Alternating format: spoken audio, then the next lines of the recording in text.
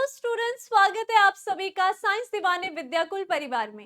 मैं शालिनी, आपकी बालनौजी एजुकेटर, आज आप सभी के लिए लेकर आई हूँ एक बहुत ही इंपॉर्टेंट सेशन जो कि हर एक बच्चे के लिए बहुत ज्यादा इंपॉर्टेंट है, जिसका सपना है नीट क्रैक करने का, जिसका सपना है डॉक्टर बनने का और अपने समाज की सेवा करने का।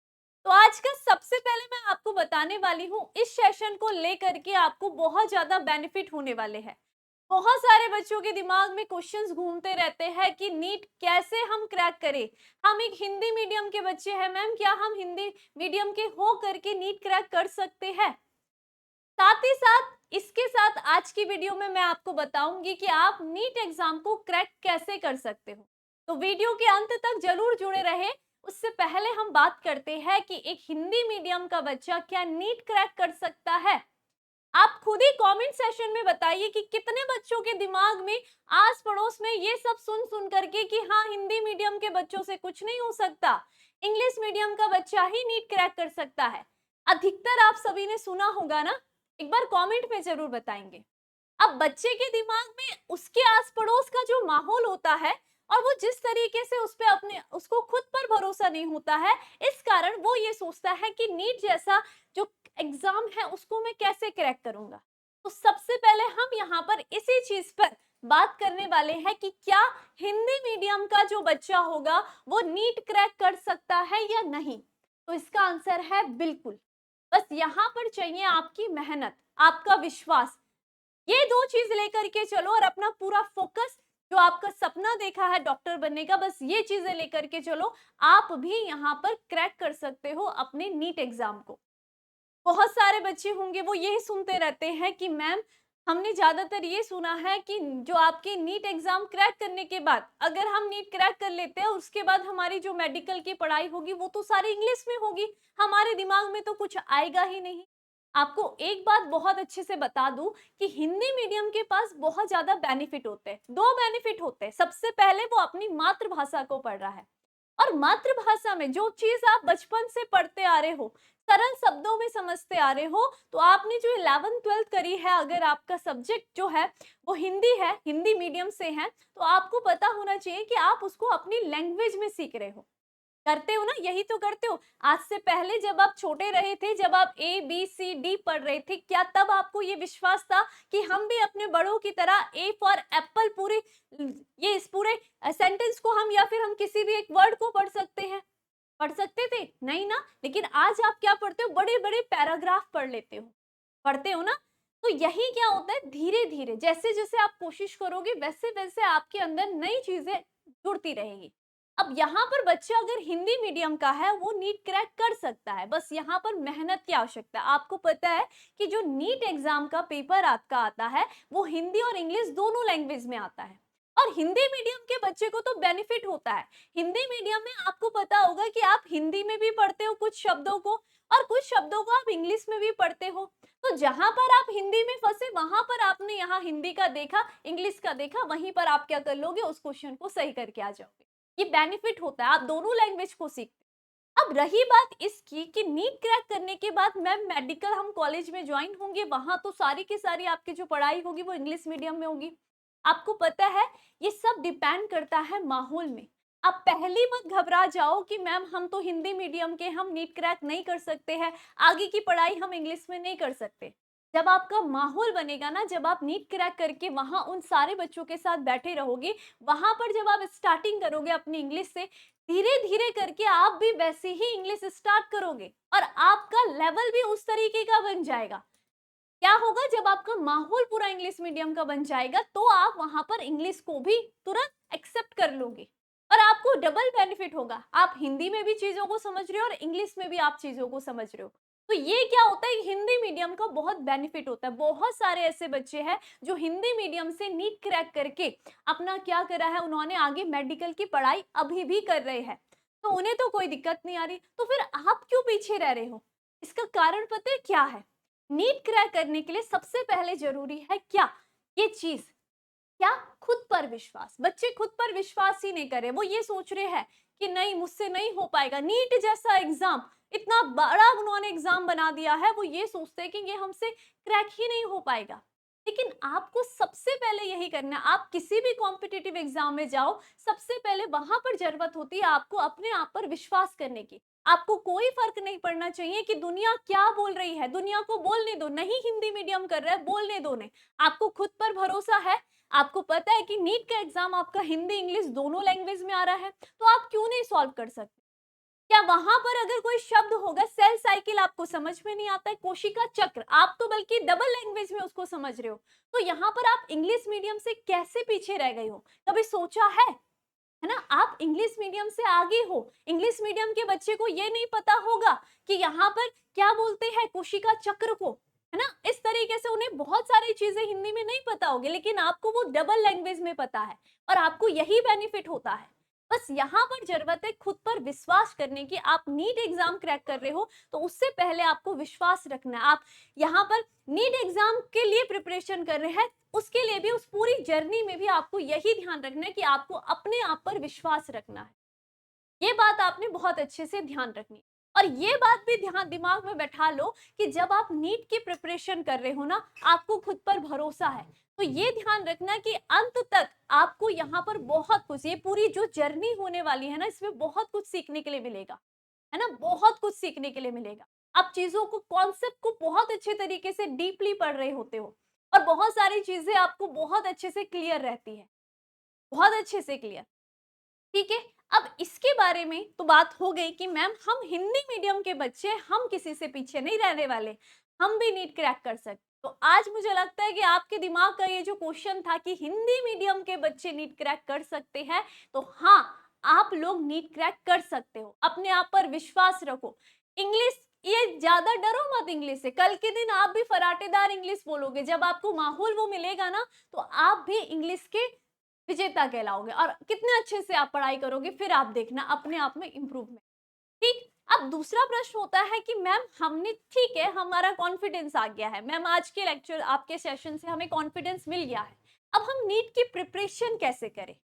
तो इसके बारे में पहले मैं कहूंगी कि आपके अंदर कुछ आदतों को डेवलप करना पड़ेगा, आपको अपने अंदर कुछ अच्छी आदतों को डालना पड़ेगा नीट एग्जाम में जाने से पहले, है ना? इस पूरी जर्नी में आपको क्या करना है? सबसे पहली चीज हो गई कि खुद पर आपको विश्वास रखना है। दूसरी चीज ये होगी कि आपको ये आदत डालनी होगी डेली पढ़ने की। नीट का बच्चा ऐसा नहीं करेगा कि वो एक दिन पढ़ेगा, 4 दिन नहीं पढ़ेगा, या वो कल पे किसी भी काम को नहीं छोड़ेगा। उसने अगर आज का टारगेट सेट करा है मॉर्निंग में कि मेरे जो इतने घंटे हैं, 24 घंटे में से ये जो 8 घंटे हैं ये मेरी पढ़ाई को जाएंगे, 2 घंटे मेरा बायो का जाएगा, 2 घंटे मेरा केमिस्ट्री का जाएगा, 2 घंटे मेरा फिजिक्स का जाएगा। इसके अलावा अगर ये कोई भी और टाइम ऐड भी करना चाहेगा तो वो उस पर डिपेंड है ना? लेकिन यहाँ पर क्या होना चाहिए, आप हर दिन कुछ ना कुछ पढ़ो। ऐसा नहीं है कि आपको एक दिन छोड़ देना है, आज मैंने केमिस्ट्री नहीं पढ़ी, कल मैं बायोलॉजी नहीं पढ़ूंगा, परसों मैं फिजिक्स नहीं पढ़ूंगा, ये बिल्कुल नहीं करना है। आप थोड़ा पढ़ो लेकिन डेली पढ़ो। हर, अगर आप तीनों सब्जेक्ट्स में से एक एक छोटा छोटा टॉपिक भी पढ़ रहे हो, लेकिन ये आदत बैठा के रखो कि मैम हमें डेली ही पढ़ना है, स्किप नहीं करना है कोई दिन। ठीक है, कुछ भी हो जाए स्किप नहीं करना। अपने लिए 3 घंटे निकाल सकते हो, 8 घंटे निकाल सकते हो, है ना? तो ये आपको बहुत अच्छे से ध्यान रखना है कि हमें अपनी जो पढ़ने वाली आदत है उसको डेली रखना है। क्लियर? और जैसा कि मैंने कहा कि इस पूरे नीट एग्जाम की जर्नी, जो आप नीट प्रिपरेशन पूरी कर रहे हो ना, इस जर्नी में आप बहुत कुछ सीखने वाले हो, बहुत कुछ सीखने वाले हो। मजा आ जाएगा आपको पूरी प्रिपरेशन करते हुए।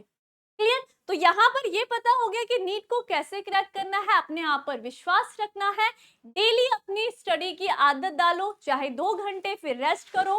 ठीक है, उस 2 घंटे को भी आप डिवाइड कर सकते हो, हाफ आवर फिर 5 का रेस्ट, फिर हाफ आवर फिर 5 का रेस्ट, वो आप अपने अकॉर्डिंग कर सकते हो, है ना? लेकिन आपको बायोलॉजी में इतने घंटे तो देने देने हैं, आपने केमिस्ट्री में इतने घंटे तो देने हैं, फिजिक्स को भी घंटे देने हैं। क्लियर हो गया है? क्योंकि अकेले बायोलॉजी से नीट एग्जाम क्रैक नहीं होगा, आपको फिजिक्स और केमिस्ट्री में भी मेहनत करनी पड़ेगी। क्लियर है? ठीक है। अब यहाँ पर बात आ जाती है किस चीज की, कि मैम हमें किस तरीके से स्टार्ट करनी है। हमारे पास दिमाग में इधर यहाँ पर कोचिंग में ये बुक चल रही है, वहां पर मेरे दोस्त ने कहा कि ये वाली बुक ले ले, बहुत अच्छे से नीट एग्जाम क्रैक हो जाएगा। लेकिन आप लोगों को पता है, आपको भटकने की जरूरत नहीं है। आपको पता है कि नीट के अब तक जितने भी आपको नीट जो आपका एग्जाम होता है वो एनसीईआरटी पैटर्न को फॉलो करता है। तो कहाँ भागो आप यही जो आपकी एनसीईआरटी है, ये तो बाइबल कही जाती है आपके नीट एग्जाम की। ठीक है, तो नीट एग्जाम के लिए आपकी एनसीईआरटी से बेटर और कोई भी बुक नहीं है। नीट के लिए आपको एनसीईआरटी को प्रेफर करना है। अब बहुत सारे बच्चे होंगे कि मैम हम ओल्ड एनसीईआरटी पढ़े या न्यू एनसीईआरटी पढ़े। जिसके पास ओल्ड एनसीईआरटी है बहुत अच्छी बात है, ठीक है, और जिसके पास न्यू एनसीईआरटी है वो भी बहुत अच्छी बात है। आपको पता है ना क्यों मैंने आपके लिए एक वीडियो बनाई थी जिसमें मैंने कहा है कि न्यू एनसीईआरटी में जो आपका एनएमसी के द्वारा जो नोटिस आया उसमें कुछ टॉपिक एडिशनल भी है जो कि आपको ओल्ड एनसीईआरटी में देखने के लिए मिलेंगे। तो जिसके पास ओल्ड एनसीईआरटी बहुत अच्छी बात है, न्यू एनसीईआरटी उस वाली पीडीएफ को डाउनलोड कर सकते हैं। क्लियर हो गई? और जो नए टॉपिक ऐड हुए हैं उसके लिए हम आपके साथ खड़े हैं कि हम आपको वो नए टॉपिक पढ़ाएंगे। क्लियर? तो ये ध्यान रखना टोटल मिला करके कि आपको एनसीईआरटी को ही फॉलो करना है। इसके हर एक लाइन ए टू जेड, इसकी लाइन, इसके डायग्राम, हर चीज के क्वेश्चन सिर्फ यहीं से पूछे जाते हैं। इसके अलावा बाहर से कुछ नहीं पूछा जाएगा। ये बात ध्यान रखना है। क्लियर हो गई है? ठीक है, तो ये बुक का जो आपका बहुत बड़ा कंफ्यूजन रहता है, मुझे लगता है कि ये भी क्लियर हो गया होगा कि आपको केवल एनसीईआरटी ही फॉलो करनी है। अब अपनी पढ़ाई को किस तरीके से करें, ठीक है, नीट एग्जाम हम क्रैक किस तरीके से करें उसके बारे में बात करते हैं। चलिए अपने सिलेबस को और किस तरीके से हर चीज को देखते हैं। तो मैं आपको बताऊंगी कि नीट एग्जाम क्रैक करने के लिए, ठीक है, इस एग्जाम को आपको क्रैक करने के लिए आपको कुछ स्ट्रेटजीज अपनानी होंगी।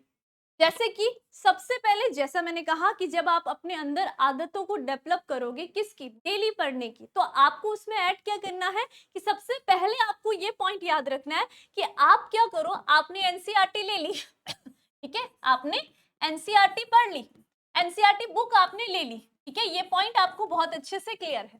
ठीक है, अब बुक से क्या करोगे, यहाँ पर सबसे पहले हम यहाँ पर बुक से क्या करेंगे, एक एक टॉपिक को लेंगे और उसको पढ़ना स्टार्ट करेंगे। ठीक है, तो पहला है कि हमें यहाँ पर अपना सिलेबस कंप्लीट करना है। आप तब तक पीवाईक्यूज में थोड़ी भी चले जाओगे, पहले अपना सिलेबस भी कंप्लीट करना है।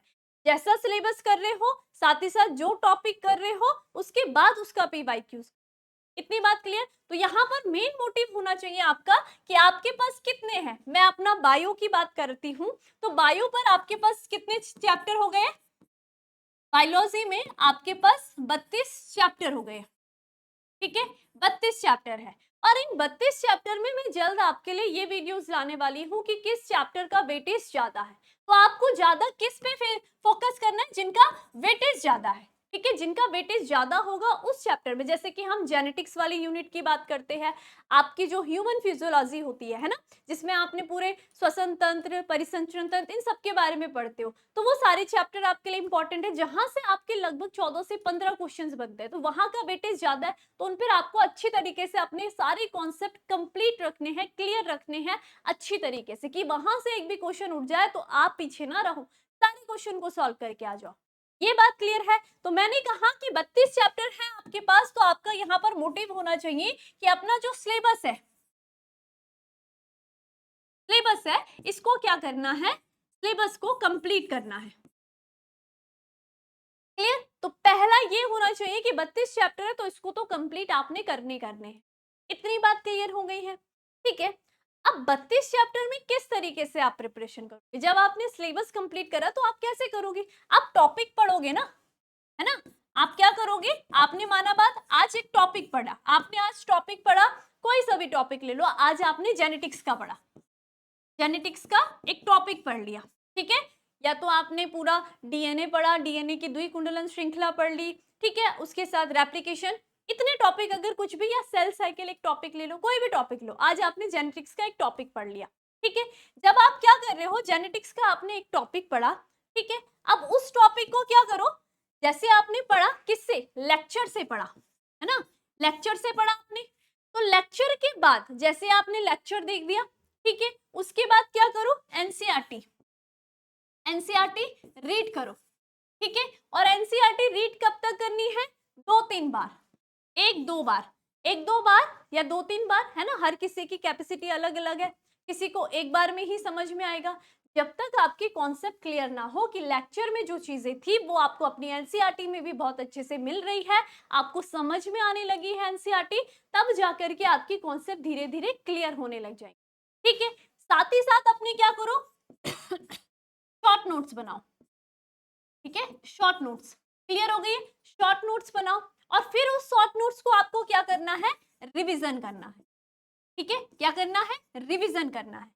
और जब आप रिवाइज कर लोगे और लास्ट में क्या करना है, इसके जैसे कि आपने जेनेटिक्स पढ़ा, ठीक है, आपने लेक्चर देख लिया, आपने एनसीईआरटी की एक दो बार रीडिंग लगा दी, फिर आपने अपने शॉर्ट नोट्स भी बना दिए साथ साथ और शॉर्ट नोट्स को रिवीजन भी कर दिया। अब क्या करना है, लास्ट में करो क्या, पीवाईक्यूज।